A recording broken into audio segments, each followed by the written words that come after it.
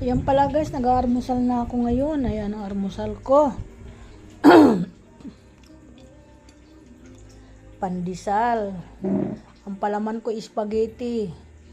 2 pandesal. Okay na yan. Nagkape ako ng poro.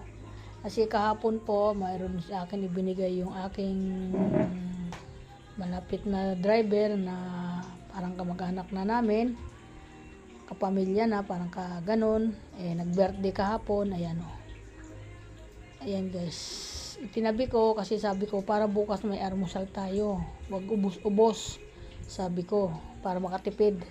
Ayan guys. Ayan, diba? Bumili na lang ako ng pandesal. Yung asawa ko, yan lang ang inalmusal. Spaghetti lang. At ito, may tira pa nga kami kagabing ulam. Prito. Talaga.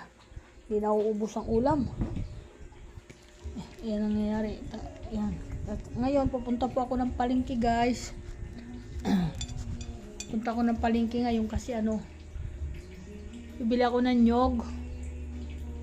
Kasi lulutuin ko na mamayang hapon yung nyog. Ay, yung gabi. Lulutuin ko na po. Na aking babaunin kasi gusto ko gulay. Gabi ang kakainin ko kasi paborito ng mga anak ko. Pero ngayon, kaya ako pupunta sa palengke, bili na ako ng nyog, ilalagay ko na lang sa freezer. Tapos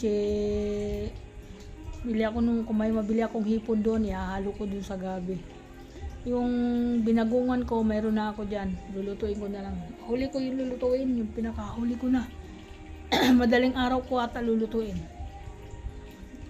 Para sa, ano bang araw ngayon? 22. Bukas pala yun, 23. Di bukas aalis kami.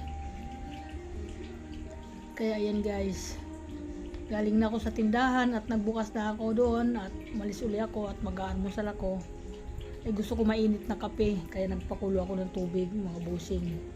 Ayan, so welcome to my vlog. Pag ganito lang muna ako ang ipupus ko dahil lahat naman bawal kay Boss Mita. Lahat bawal, lahat ng mga music halos bawal. Hindi na muna ako, tinamad na ako. Nakakatamad talaga. Ayan, buti nga nakapagpahinga. Pero okay lang yun, wala namang problema dahil hindi naman din ako nasasaktan dyan. Dahil di pa nga maubos-ubos pagkain namin sa lamisa eh. Ayan, hindi ko na hinahabol na yumaman ako. Dahil matanda na rin naman ako eh. Ganun lang po ang buhay guys, libangan lang yan, huwag tayong masasaktan kung ano man mangyayari, lalo na po ngayon paiba-iba po yung kanilang